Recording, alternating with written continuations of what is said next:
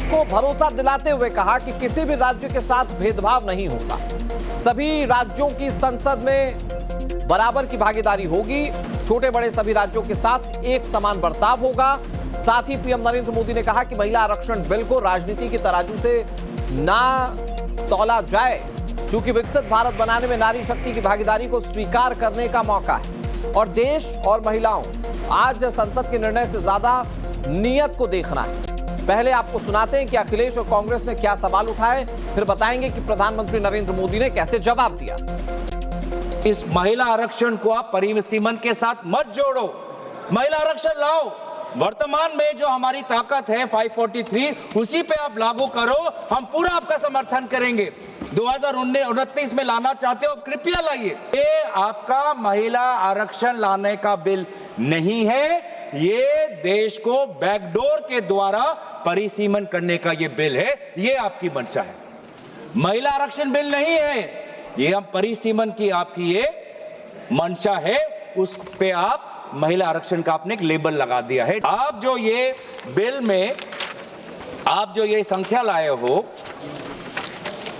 Clause 3 में कि article 81 of constitution में संशोधन आना चाहिए कि 815 मेंबर्स आने चाहिए, कहां से आया ये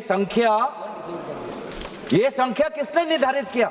आज सरकार ने वो संविधान का पूरा आर्टिकल 81 को खत्म करके खुद अपने आप को ताकत दे रहा है कि नहीं, सेंसस के लिए नहीं हमको रुकना, और अपने आप हमने चुन लिया कि 815 करना है। ये संख्या कहां से आया?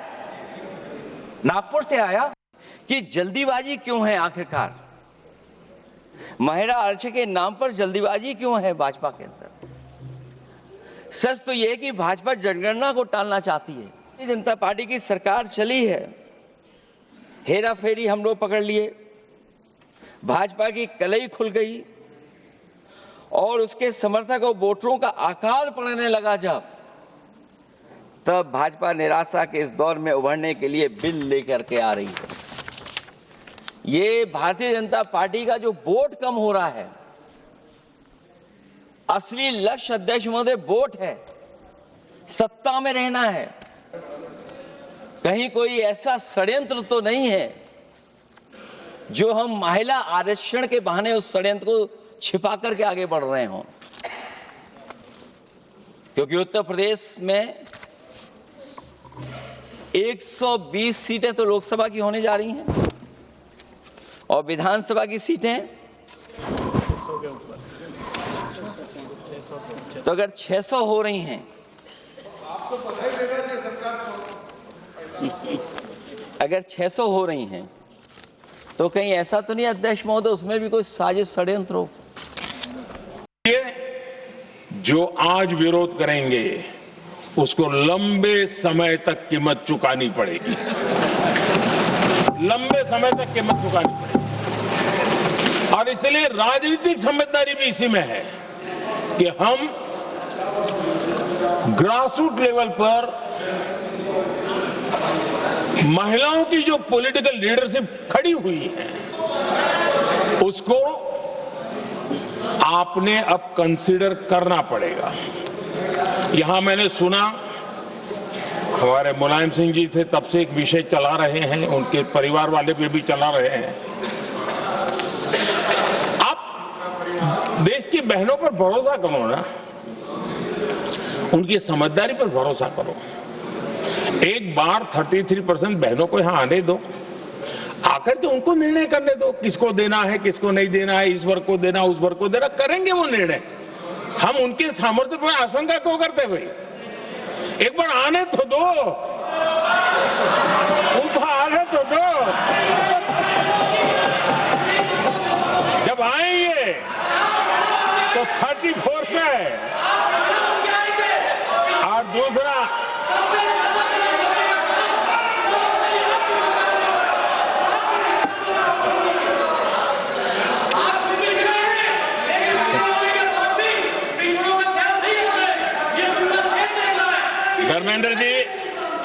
धर्मेंद्र जी मैं आपका बहुत आभारी हूं कि आपने मेरी पहचान करा दी। ये बात सही है। मैं अति पिछड़े समाज से आता हूं।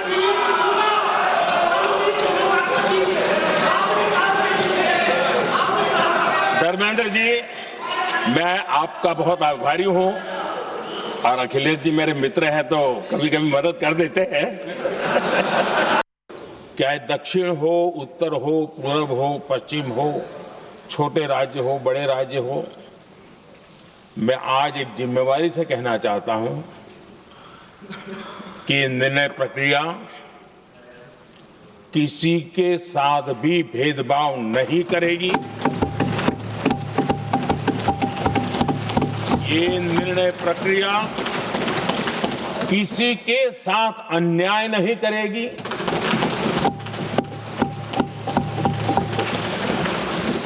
भूतकाल में जो सरकारें रही और जिनके कालखंड में जो परिसीमन हुआ और जो अनुपात उस समय से चला आ रहा है, उस अनुपात में भी कोई बदलाव नहीं होगा और वृद्धि भी उसी अनुपात में होगी।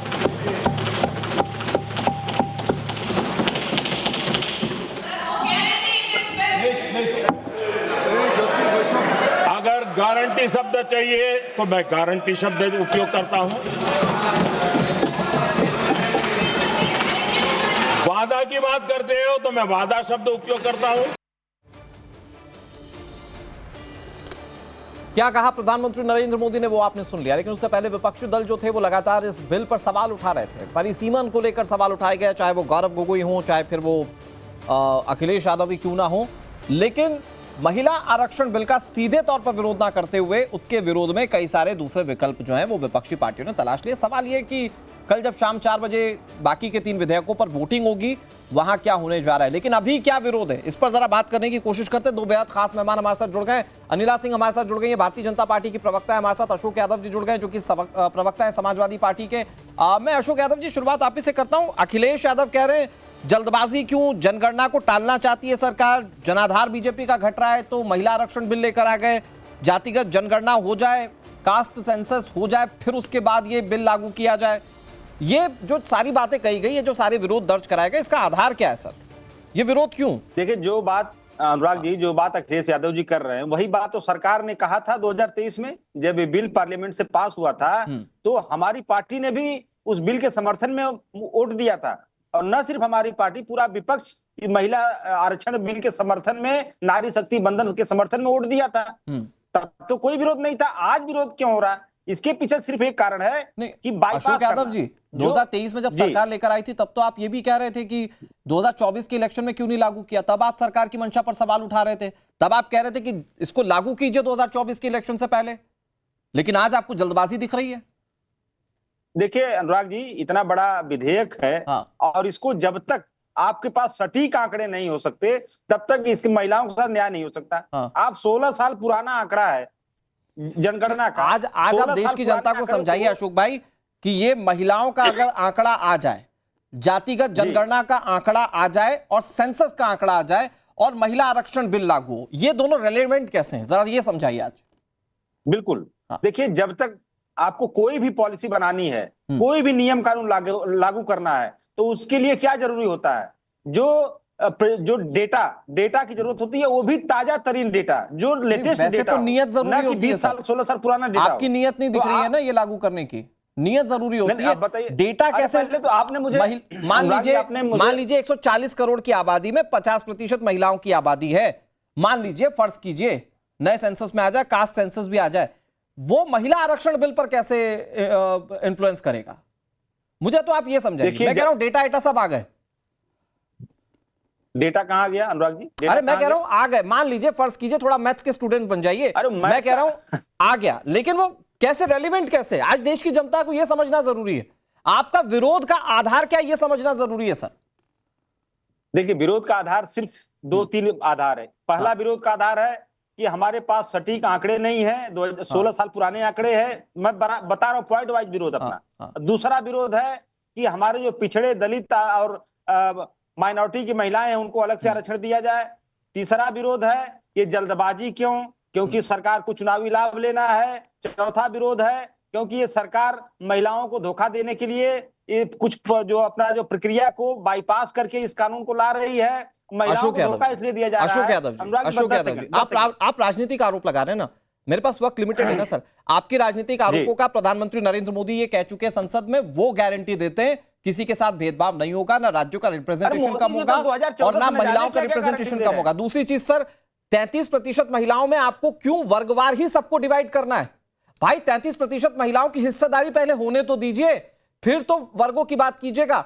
ये दो बातों का आपकी जवाब हो गया जो कि प्रधानमंत्री नरेंद्र मोदी ने दिया। मैं अब आपसे एक सवाल फिर वही पूछ रहा हूं और इस सवाल का जवाब दीजिए कि महिलाओं का आंकड़ा पता भी चल गया देश में, वो रेलेवेंट कैसे? महिला आरक्षण बिल और महिलाओं का आंकड़ा, मतलब कि सेंसस और कास्ट सेंसस, ये दो चीजें रेलेवेंट कैसे? आज समाजवादी पार्टी ये समझाए नेशनल टीवी पर बैठकर। देखिए, पहली बात कि आपने कहा मोदी जी की गारंटी, हाँ। तो मोदी की गारंटी भैया पूरी तरह से फेल होती जा रही है। अनुराग जी, 2014 से जो जो गारंटी मोदी जी ने दिया सब गारंटी ठीक फेल। है। मां गंगा को भी उन्होंने गारंटी दिया था, वो भी गारंटी फेल। कास्ट सेंसस, महिला आरक्षण बिल रेलेवेंट कैसे है सर? भगवान लोगों को नहीं छोड़ रहे हैं मोदी सेंसस का डेटा और महिला आरक्षण बिल रेलेवेंट कैसे हैं सर?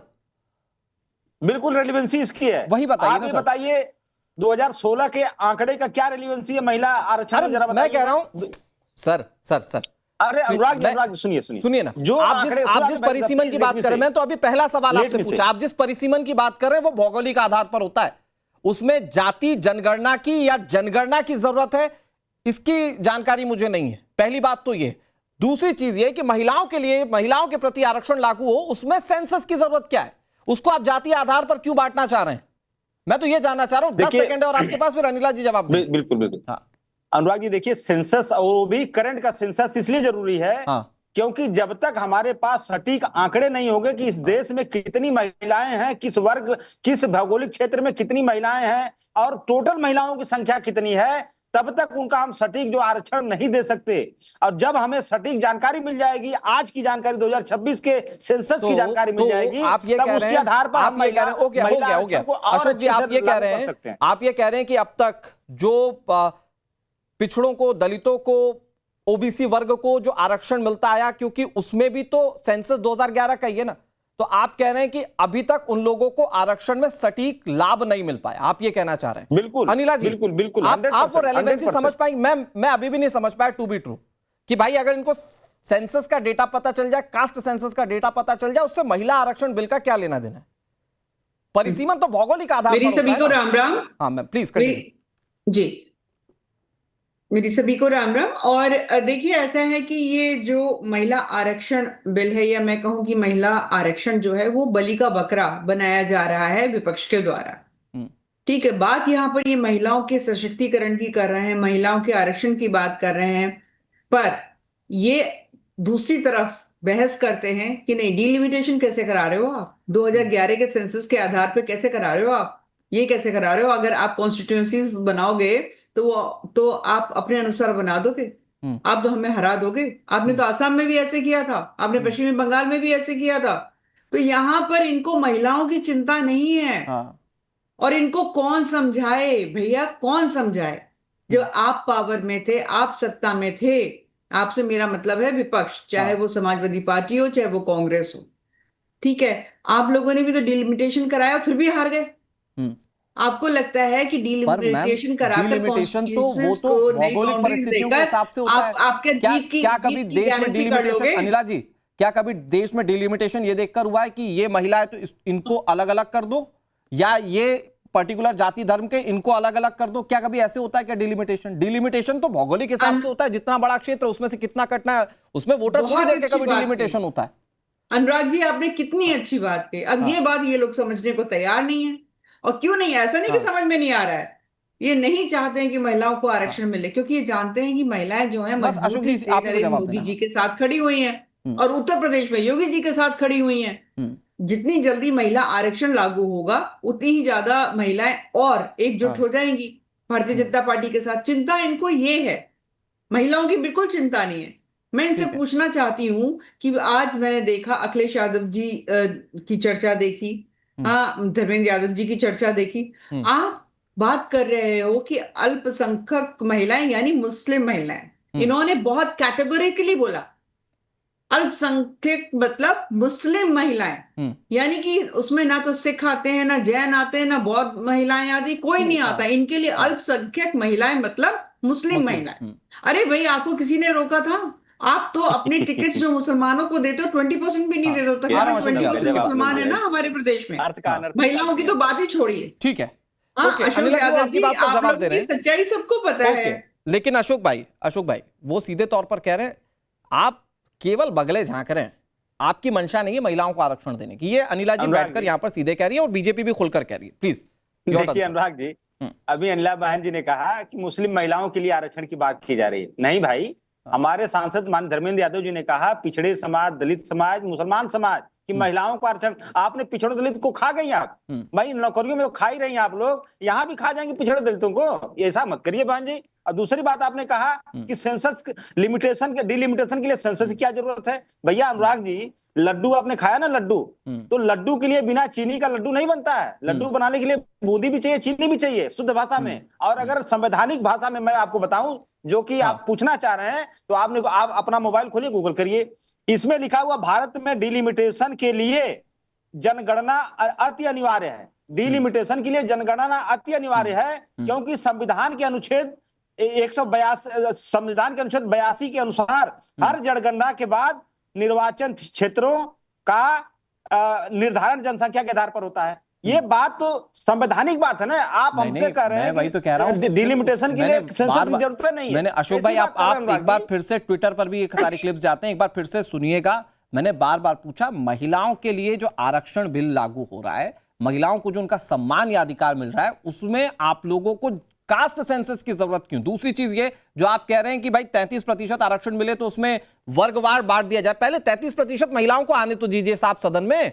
यही बात तो प्रधानमंत्री ने कही, आप उसमें से ही पहले वर्गीकरण करने लगे। अनिला जी, मैं फिर आ रहा हूं आपके पास, और अशोक भाई फिर आ रहा हूं। एक बड़ी खबर अपने दर्शकों को बता देते, संसद में समाजवादी पार्टी ने मुस्लिम महिला आरक्षण की मांग की है। पिछड़े मुस्लिम वर्ग की महिलाओं को रिजर्वेशन मिले। सपा सांसद धर्मेंद्र यादव ने यह मांग रखी। उन्होंने जो मांग की उसका केंद्रीय मंत्री किरण रिजिजू ने क्या जवाब दिया, आपको वो भी बताते हैं। वो कह रहे हैं धर्म के आधार पर रिजर्वेशन की मांग असंवैधानिक है। और इस बिल के अंदर जब तक पिछड़े वर्ग की महिलाएं, जब तक मुसलमान भाइयों की महिलाएं नहीं शामिल की जाएंगी, हम समाजवादी लोग इसका साथ नहीं देंगे। और एक बात और स्पष्ट करना चाहता हूं, समाजवादियों से बड़ा महिलाओं का हितैषी इस देश की कोई पार्टी नहीं है। आज भी आपसे ज्यादा प्रतिशत हमारे अंदर महिलाओं की है। इसलिए सभापति जी, आपके माध्यम से सरकार से अनुरोध है कि इस बिल को, संविधान संशोधन बिल को, प्रशिवन बिल को, केंद्र राज्य संशोधन बिल को वापस लिया जाए। मेरा एक बहुत विनम्रता से एक रिक्वेस्ट है, अभी जैसे हमारा समाजवादी ने कहा कि मुस्लिम महिलाओं का आरक्षण होना चाहिए, ये असंवैधानिक बात इस तरह का रूल 72 में ना बोले। धर्म के नाम पर यहाँ रिजर्वेशन नहीं हो सकता, संविधान में नहीं है, इस तरह का बात ना करें। पूरा देश का महिलाओं के लिए बात करना चाहिए। आप मुस्लिम महिलाओं का क्यों बात करते हैं? ये राजनीतिक है, ऐसा मत कीजिए। अनिला जी, बहुत दिलचस्प ये है कि विपक्षी पार्टियां जब भी चुनाव लड़ती है वो कहती हैं हम संविधान बचा रहे हैं। तो इतना तो पढ़ा होगा संविधान में कि धर्म के आधार पर आरक्षण नहीं मिलता, फिर भी संसद के अंदर आज मांग की गई। वही मैं इसीलिए मुस्कुरा रही हूँ। इन्हें अच्छी तरीके से पता है कि कॉन्स्टिट्यूशन में ये लिखा हुआ है कि धर्म के आधार पर और जाति के आधार पर कोई जनगणना नहीं होने वाली है। उसके बावजूद ये इस प्रकार की बातें करते हैं। कॉन्स्टिट्यूशन में लिखा हुआ है कि धर्म के आधार पर कोई आरक्षण नहीं होगा, परंतु फिर भी ये उसकी बात करते हैं। ये वही लोग हैं जो ट्रिपल तलाक को क्रिमिनलाइज हो उससे पलट दिया था। ठीक है, शाहबानों को केवल मात्र एक 300 या 400 रुपए का मासिक भत्ता मिलने वाला था, वो भी इन लोगों ने होने नहीं दिया था। आज ये बहुत बड़े मुसलमान बहनों के हितैषी बहन बैठे हैं, परंतु आज जो संसद में अखिलेश यादव जी ने कहा और धर्मेंद्र यादव जी ने कहा, मैं इनका धन्यवाद करती हूँ। इन्होंने 80% महिलाएं उत्तर प्रदेश में तो एकजुट करवा दी है। इन्होंने हमारा काम बहुत आसान करवा दिया है। और मैं भी देखूंगी आने वाले चुनावों में 2027 में भी मैं देखूंगी कि समाजवादी पार्टी कितनी मुस्लिम बहनों को टिकट देती है और कितने मुसलमानों को भी टिकट देती है। पिछले ये आंकड़े निकलवा के देख लीजिए, हमें पता है साहब, जब सब कुछ जानते हुए भी आप संसद में बात करते हैं अल्पसंख्यक महिलाएं मतलब यानी कि अनिला जी, मुस्लिम महिलाओं को मैं इसको थोड़ा सा सॉर्टिफाई करके समझना चाह रहा हूँ। अनिला जी, मैं थोड़ा सॉर्टिफाई करके समझना चाह रहा हूँ, फिर अशोक भाई के पास जा रहा हूँ। अनिला जी, ये बात हो रही थी सारी महिलाओं की, और फिर उसमें मुस्लिम वाला चश्मा अलग लगा के देखा समाजवादी पार्टी ने, ओबीसी वाला अलग और पिछड़ी जाति वाला अलग, 3 अलग अलग चश्मों से देख लिया उन्होंने। ये क्यों? क्या ये उस वोट बैंक को बताने के लिए देखिए कि साहब सारी महिलाओं की बात होगी तो भी हम पर्टिकुलर वोट बैंक की बात करेंगे, हम कितने हितैषी हैं? ये सिर्फ इसलिए किया गया क्या? आपने पकड़ लिया ना, 100 बात की एक बात आपने पकड़ ली। इनके लिए ये मुद्दा जो है राजनीतिक है, इनके लिए मुद्दा महिला सशक्तिकरण है ही नहीं। अभी अशोक जी ने बोला कि भाई ये हमारे कॉन्स्टिट्यूशन में लिखा हुआ है कि बिना सेंसस के डिलिमिटेशन नहीं हो सकता। साहब आप बिल्कुल ठीक कह रहे हैं। इसीलिए तो मोदी साहब कह रहे हैं कि 2011 वाला जो सेंसस है उसको हम आधार मान लेते हैं, उसके अनुसार हम डिलिमिटेशन कर देते हैं। क्योंकि 1971 से जो फ्रीज हो रखा है रिप्रेजेंटेशन इन पार्लियामेंट और असेंबलीज में, अब आप समझिए मतलब अब बदलने का समय है कि नहीं है। और मैम हास्यास्पद ये तब हमारी कितनी आबादी थी और अब कितनी आबादी है? मैं कह रहा हूं जितने दर्शक देख रहे हैं एक बार वो जरा गूगल करके भी देख लें। हास्यास्पद ये है कि 2023 में जब आप लेकर आए थे, इस पर सर्वसम्मति से पास हो गया था, 2024 के इलेक्शन से पहले लागू करने की मांग की जा रही थी। तब कौन सा सेंसस लागू होता? 2011 वाला ना। लेकिन तब बीजेपी सरकार को घेरना था, केंद्र सरकार को घेरना था, कहा नहीं साहब अभी लागू करो। अब जब 2026 में सरकार लेकर आई है तो कह रहे साहब ये बहुत जल्दबाजी हो गई है। अशोक जी जल्दी से भाई, अभी 33% महिलाओं को आ तो जाने दीजिए, ये चश्मे बदल बदल कर क्यों देख रहे हैं फिर वर्गों के हिसाब से? देखिए अनुराग जी, ये भाजपा सरकार चाहे पुरुष हो चाहे महिला कोई भी हो, अगर वो पीडीए वर्ग से है तो उसका शोषण करना इनका जन्मसिद्ध अधिकार होता है, इनको ऐसा लगता है। आप ये बताइए क्या महिलाओं में जो पिछड़े वर्ग की महिलाएं, दलित वर्ग की महिलाएं हैं, उनको अगर रिप्रेजेंटेशन नहीं मिलेगा तो आपको रोक दे रही है क्या सरकार? आपको टिकट देने से रोक दे रही है क्या सरकार? उसमें कहीं कोई ऐसा क्लॉज है, पिछड़े वर्ग, उसमें कहीं ऐसा क्लॉज है कि मुस्लिम महिलाओं को टिकट नहीं मिलेगा, पिछड़े वर्ग की महिलाओं को, दलितों को, अल्पसंख्यकों को टिकट नहीं मिलेगा? कोई ऐसा क्लॉज जोड़ दिया क्या सरकार ने? आप दीजिए। सरकार ने क्लॉज, सुनिए हाँ, सरकार ने क्लॉज नहीं जोड़ा, लेकिन 33% आरक्षण में जब तक पिछड़े वर्ग, दलित वर्ग, माइनॉरिटी वर्ग की महिलाओं को अलग से आरक्षण व्यवस्था नहीं की जाएगी तब तक पीडीए वर्ग के साथ न्याय नहीं हो सकता। और भाजपा हमेशा पीडीए के साथ अन्याय करना चाहती है और ये अन्याय हम होने नहीं देंगे। आप उसको बहुत अलग अलग फ्रेम्स में बांट रहे हैं। मैं कह रहा हूं एक बड़े कैनवास पर रखकर देखिए, उससे आप बाहर निकलिए। अभी तक महिलाओं के लिए जो आरक्षण की बात पर तो आप मानते हैं ना, जो पिछले 2023 में बिल आया था उस पर तो आप रेडी थे ना, तो आप उसी तक स्टक रहिए ना। अगर आप उसी तक स्टक है तो आपको समझ में आएगा कि 33% महिलाओं को आरक्षण की बात की जा रही है। उसमें किसी वर्ग या जाति की बात नहीं हो रही है, धर्म की बात नहीं हो रही है, उसमें कोई भी हो सकता है। कुछ प्रतिशत ही महिलाएं कम से कम आगे आएंगी तो सही। 3 दशक तक इसको लटका कर रखा गया सर। इसकी बात। हाँ अनुराग जी, जो अगर सरकार करे हम 33% में सारी महिलाओं को आरक्षण देंगे, जब सारी महिलाओं को आरक्षण दे रही हैं तो उसी में क्लास जोड़ दें कि पिछड़े, दलित, आदिवासी और अल्पसंख्यक वर्ग की महिलाओं को इतना। मैं ये कह रहा हूं कि सिर्फ आप इसी नजरिए से देखें ना कि कम से कम 33% महिलाएं किसी भी वर्ग की हैं, कम से कम समाज में आगे तो आएंगी, राजनीति में आगे तो आएंगी। देखिए अनुराग जी देखिए, आरक्षण मिलने के बाद भी सरकार पिछड़ों दलितों को उनका हक नहीं दे रही है। जब लिखा पढ़ी में नहीं रहेगा तब कहां से हक देगी? ठीक है, हम लोगों को लिखा पढ़ी में भी संविधान में आरक्षण लिखा हुआ है, लेकिन संविधान में लिखित आरक्षण नहीं मिल रहा है। पहली बात तो ये है कि बिना लिखे दे देंगे। देखिए सबसे पहली बात तो ये है कि समाजवादी पार्टी को किसी ने रोका हुआ तो है नहीं। समाजवादी पार्टी को किसी ने नहीं रोका कि भाई आप जो हैं दलित, पिछड़ी, मुस्लिम महिलाओं को टिकट नहीं दे सकते। मुझे तो नहीं लगता। अगर कोई इस प्रकार की बात है, किसी ने लिख कर दिया हो, किसी जज साहब ने अपना स्टेटमेंट दिया हो, तो आप मुझे बता दीजिए कि समाजवादी पार्टी को रोका हुआ है। बिल में मेंशन करिए ना मैडम, बड़ी दूसरी बात मेंशन करिए। एक सेकंड, अशोक यादव जी आप बोल रहे थे, मैं चुप थी। ठीक है, आपकी बारी आएगी, आप खूब बोलिए।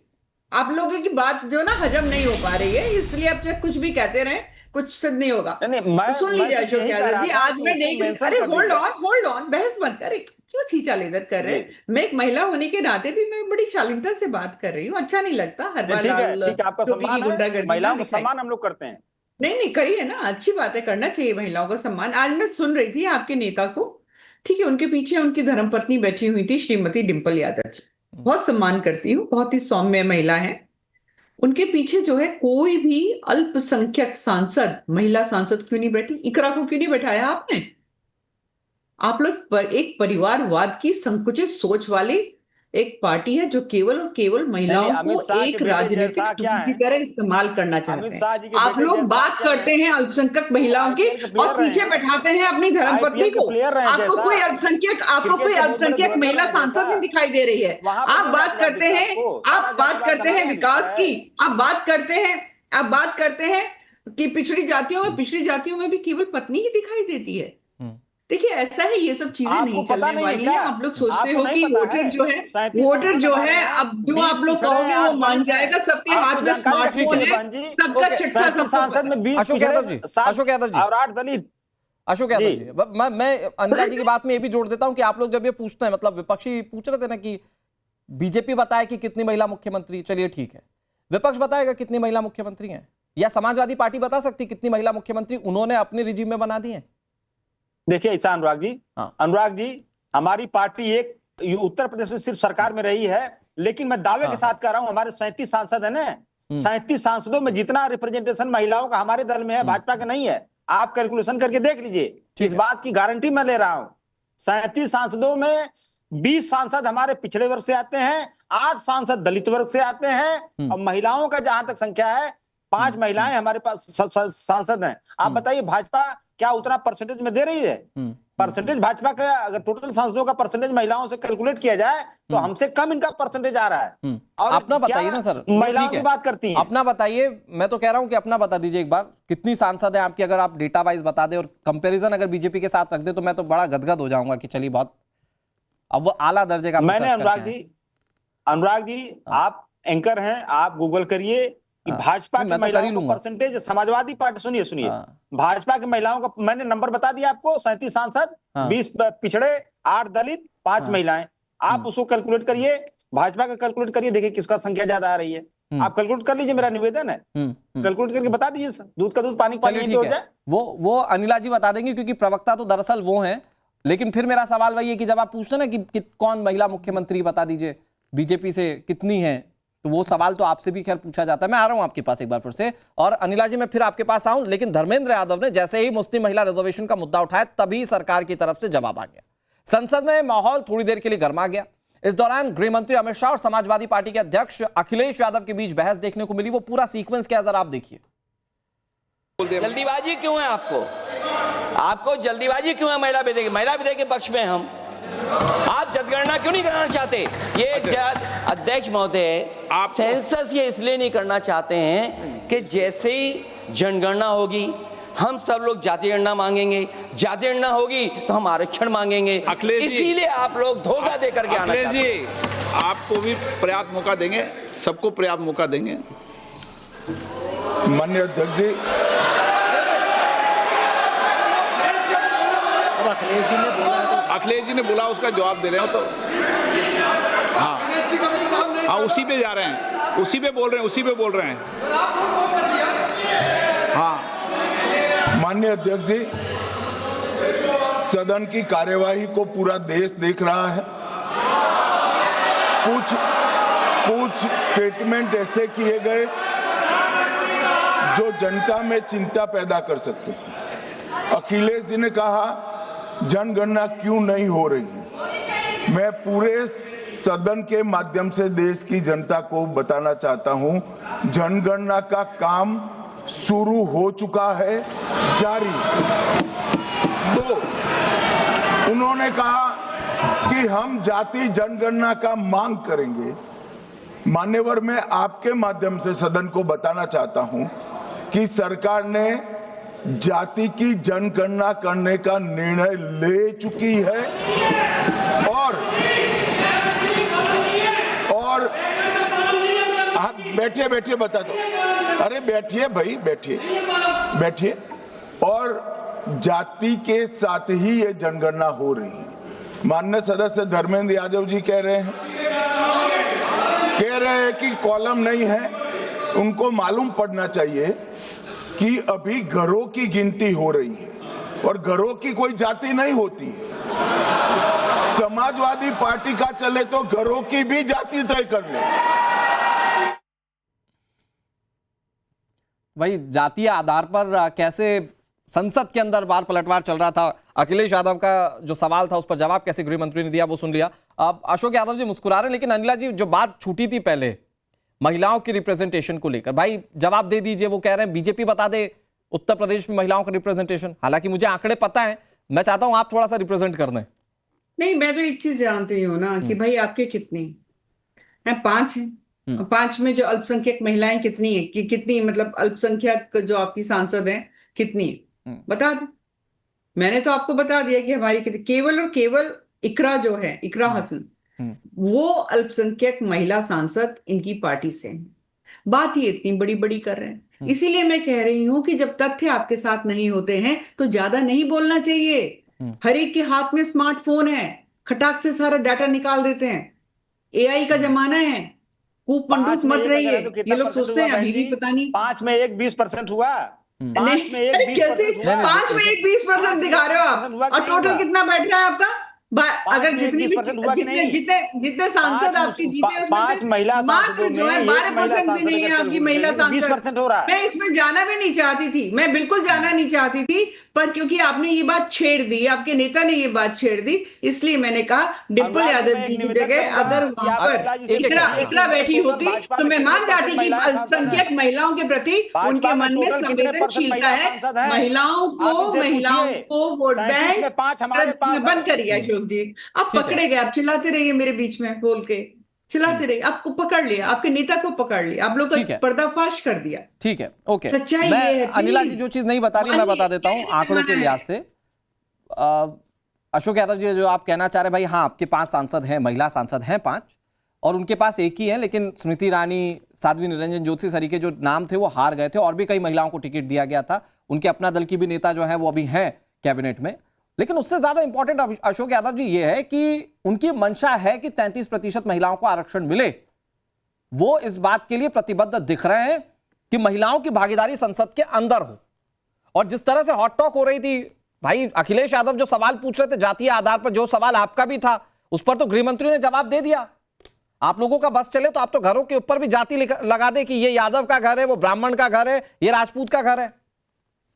उस हिसाब से आप डिस्क्रिमिनेट करने लगे। हाँ अनुराग जी, 2 बातें हैं। एक तो गृह मंत्री जी की बात आपने कही, और दूसरी बात महिला आरक्षण की बात आपने कही। देखिए 3 प्रोसेस होता है, ये भी मैं कहूंगा कि दर्शकों को जानकारी के लिए 3 प्रोसेस होता है इस कानून का। पहला सेंसस, जनगणना, जनगणना के आधार पर डिलिमिटेशन माने परिसीमन, ज्योग्राफिकल आधार पर होता है, और सेंसस के आधार पर। तीसरा स्टेप जो आता है ये वुमेन रिजर्वेशन। 3 स्टेप है, लेकिन सरकार पहला स्टेप को बाईपास कर रही है। कौन सा स्टेप? सेंसस की जगह कौन सा ले रहे हैं? वो 2011 का। तो ये क्यों ले रहे हैं? आपको ये बात समझनी चाहिए, दर्शकों को बात समझनी चाहिए। अशोक यादव जी, मैं 16 साल पुराना मेरा सवाल ये है कि आप वो जो कहावत सुनी ना, बड़ी ट्रेंड करती है सोशल मीडिया पर, ग्लास आधा भरा आधा खाली। मैं ये कह रहा हूं कि आप खाली से ज्यादा इस बात पर फोकस क्यों नहीं करते हैं कि कम से कम 33% महिलाएं संसद में बढ़ेंगी, महिलाओं की हिस्सेदारी भागीदारी बढ़ेगी। आप उठाइएगा ना वर्ग के हिसाब से, जब ये एक बार चीजें पटरी पर आ जाएं, जब ये एक बार गो थ्रू हो जाएं। देखिए मतलब आप लोग डिलिमिटेशन पर भी सवाल उठा रहे हैं, आप लोग जातीय आधार पर भी सवाल। ऐसा लग रहा है कि कोशिश समाजवादी पार्टी की है कि वो कैसे भी इस बिल को रोक दें। बिल्कुल नहीं। हाँ। अगर कोशिश रहती तो हम 2023 में सितंबर में जब ये कानून पारित हुआ था, समाजवादी पार्टी ने इस कानून के पक्ष में मतदान किया था। समाजवादी पार्टी कभी। मैं अशोक यादव जी आ रहा हूं आपके पास। एक बड़ी खबर आ रही है, गृह मंत्री अमित शाह और रक्षा मंत्री राजनाथ सिंह ने प्रधानमंत्री नरेंद्र मोदी से मुलाकात की है। इस वक्त का बड़ा अपडेट आपको बता रहे हैं। अब से कुछ देर पहले प्रधानमंत्री नरेंद्र मोदी ने लोकसभा में अपना संबोधन दिया था और एक तरीके से विपक्ष को उनके सारे सवालों का जवाब देने की कोशिश की थी। और अभी का सबसे बड़ा अपडेट ये, प्रधानमंत्री नरेंद्र मोदी से गृह मंत्री अमित शाह और रक्षा मंत्री राजनाथ सिंह की मुलाकात हुई है। रक्षा मंत्री राजनाथ सिंह वरिष्ठ नेता हैं, जाहिर बात है इस बिल को लेकर और तमाम समीकरणों को लेकर चर्चाएं हुई होंगी।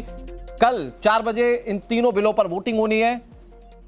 और अशोक यादव जी, जल्दी से जो आप बात कह रहे थे सर, प्लीज कंटिन्यू। ऐसा लग रहा है समाजवादी पार्टी का मोटिव रोकना है एन केन प्रकार। बिल्कुल। देखिए अनुराग जी, अगर समाजवादी पार्टी का मोटिव रोकना रहता तो सितंबर 2023 में इस बिल का विरोध हम लोग करते, लेकिन समाजवादी पार्टी ने बढ़ चढ़कर नारी शक्ति बंधन अधिनियम का समर्थन किया था।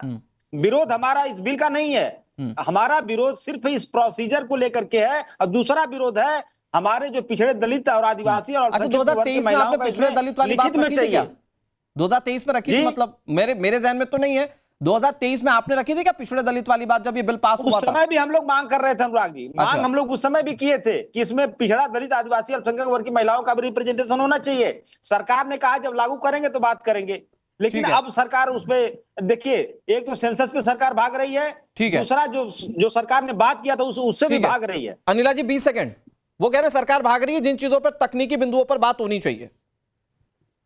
नहीं, यहाँ पे मैं दो बात बताना चाहूंगी अशोक जी को। अशोक जी, जो आपने यहाँ पे चिंता व्यक्त करी है SC ST और पिछड़े वर्ग की महिलाओं के बारे में, SC ST जो महिलाएं हैं उनका जो रिजर्वेशन है उसका तो क्लॉज ऑलरेडी उसमें दिया हुआ है, ठीक है।